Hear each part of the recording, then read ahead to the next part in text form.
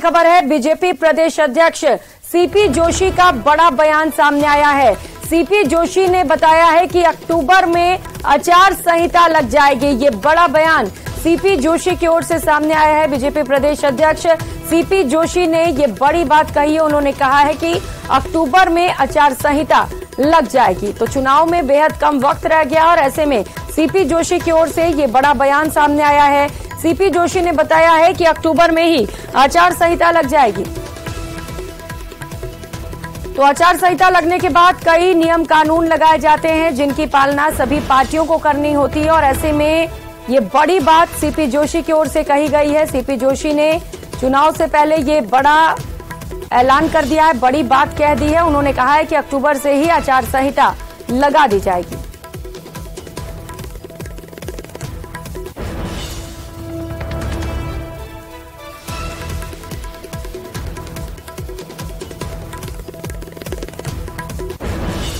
तो अक्टूबर से पहले वक्त है कई योजनाओं को धरातल पर लाने का। अगस्त का महीना चल रहा है, अगस्त का महीना खत्म भी होने वाला है। ऐसे में ये बड़ी बात सीपी जोशी की ओर से।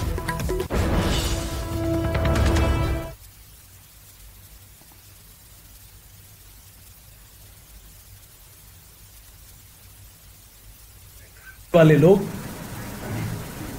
क्यों लोकतंत्र का गला घोट रहे हैं, क्यों युवाओं की आवाज को, उनकी भावनाओं को दबाने का प्रयास कर रहे हैं। हो जाने दीजिए चुनाव, क्यों रोका जाता है? डर है मन में। सर, इसी समय ने आज एक राम कथा में हिस्सा लिया वहां पे मुरारी बाबू की, और वहां पे जय श्री राम से उन्होंने शुरुआत करी। कांग्रेस का कहना है कि जय श्री राम नहीं, जय सिया राम से करी, जो कि राहुल गांधी ने भी नारे लगाए थे और कहा कि बीजेपी को सीखना चाहिए कि जय सिया राम होता है, जय श्री राम होता है। वो हमें सिखाएंगे जिन्होंने सुप्रीम कोर्ट में जाकर कहा कि राम कभी पैदा नहीं हुए, राम काल्पनिक है। जिन्होंने, इन्हीं की पार्टी के नेताओं ने राम मंदिर का निर्माण का निर्णय नहीं हो इसलिए इतने वर्षों तक अड़ंगे लगाए, वो हमें सिखाएंगे राजनीति। चलिए, इतने वर्षों के बाद भी प्रभु श्री राम अब याद आने लगे हैं, ये भी हमारी बड़ी उपलब्धि है कि आप तो कभी राम को कभी कहा कि काल्पनिक है, कभी पैदा नहीं हुए। आपने तो महात्मा गांधी जी ने भी हे राम कहा, उनको भी भूल गए। किसके लिए? ये तुष्टीकरण नहीं है तो क्या है? लेकिन देश का, जनता का मिजाज अब दिखने लगा है।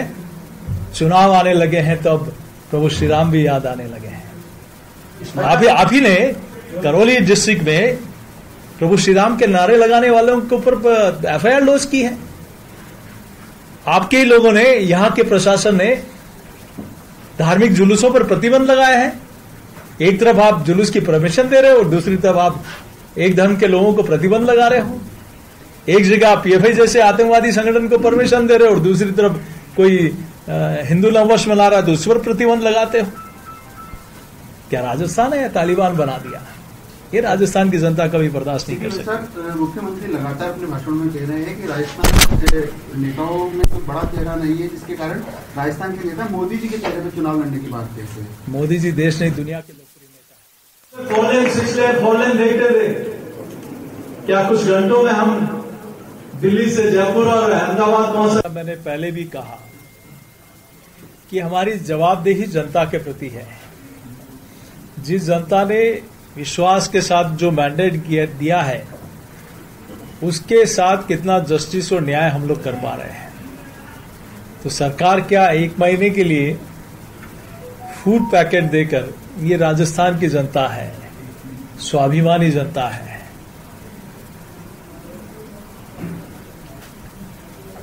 आपको 5 वर्ष के लिए चुना था, एक अगले महीने में अक्टूबर में आचार संहिता लग जाएगी। क्या 1 माह में आप फूड पैकेट देकर जनता को लुभाना चाहते हैं क्या? मैंने पहले भी कहा।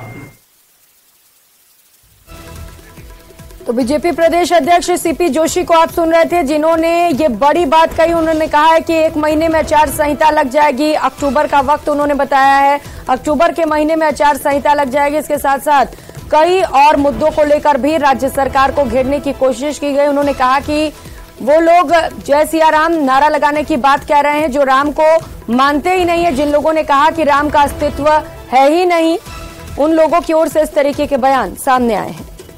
सेट करती थी, सबसे पहले यात्रा निकालती थी, सबसे पहले प्रत्याशी ऐलान करती थी। इस बार कांग्रेस 200 दिन पहले करने की बात कह रही है। कांग्रेस की तरफ से 200 दिन पहले प्रत्याशी ऐलान, उनके ऑब्जर्वर भी सब जिले में चले गए। बीएसपी की ओर से मायावती के उत्तराधिकारी आज से रथ यात्रा निकाल रहे हैं। लेकिन आपकी पार्टी मतलब कॉन्फिडेंस में है, ओवर कॉन्फिडेंस है या कंफ्यूजन में अभी तक? सर ना ना ना ना ना, हम लोग विश्वास है, आत्मविश्वास नहीं। हमें जनता पर विश्वास है और जनता को भारतीय जनता पार्टी पर विश्वास है। हमारी यात्रा भी निकलेगी, बहुत अच्छे से निकलेगी, हमेशा चुनाव से पहले निकलती है और वो उसी वक्त सही समय पर निकलेगी। सरकार ने स्मार्टफोन की भी गारंटी दे दी, अब यानी चुनाव के बाद भी, आचार संहिता लगने के बाद भी बांटे जा सकेंगे फोन। जिसकी कोई गारंटी नहीं वो गारंटी दे रहे हैं और वो भी आउटडेटेड। जिस कागज का आप लोगों ने देखा होगा कि जो सर्टिफिकेट लेके लोग गए कि हमें ये पेंशन का सर्टिफिकेट दिया, इन्हीं के लोगों ने, इन्हीं के अधिकारियों ने, और आप ही लोगों ने उसको उजागर किया है कि हम नहीं मानते इसको। क्या गारंटी है उनकी? इन्होंने 4.5 वर्ष पहले भी जनता को गारंटी दी थी कि संपूर्ण कर्जा माफ करेंगे। आप 4.5 वर्ष राज में लेकर नहीं दे पाए, तो अब जाते जाते किस बात की गारंटी? कौन मानेगा आपकी गारंटी?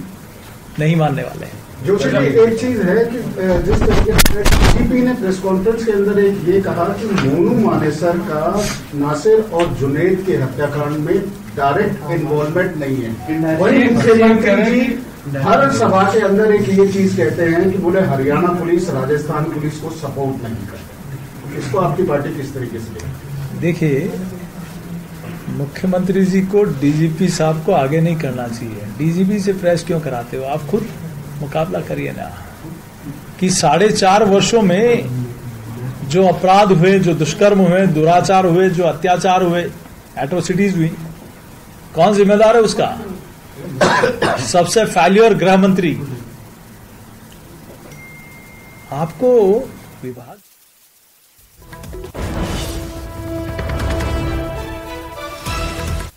वहीं जयपुर से बड़ी खबर सामने आ रही है। बीजेपी कोर कमेटी कल बैठक प्रस्तावित की गई है। बीजेपी प्रदेश कार्यालय में ये महत्वपूर्ण बैठक होगी। प्रदेश अध्यक्ष सीपी जोशी, पूर्व सीएम वसुंधरा राजे भी इस बैठक में शामिल रहेंगी। नेता प्रतिपक्ष राजेंद्र राठौड़ से लेकर उपनेता प्रतिपक्ष सतीश पूनिया भी इस बैठक में मौजूद रहेंगे। इसके साथ साथ अन्य नेता भी बैठक में शामिल रहने वाले हैं। तो बैठक में चुनाव संबंधी विभिन्न मुद्दों पर चर्चा की जाएगी। मिशन 2023 को लेकर बीजेपी भी पूरी तैयारियों में है। कोर कमेटी की कल बैठक प्रस्तावित है और ये बैठक बड़ा महत्वपूर्ण है। आगामी चुनाव को लेकर पार्टी की दशा दिशा तय की जाएगी, रणनीति तैयार की जाएगी, मुद्दे तैयार किए जाएंगे और ये तय किया जाएगा कि किन बातों को लेकर जनता के बीच जाना है। भरतपुर से बड़ी खबर सामने आ रही है। गैंगस्टर कुलदीप जगीना हत्याकांड मामले को लेकर इस वक्त का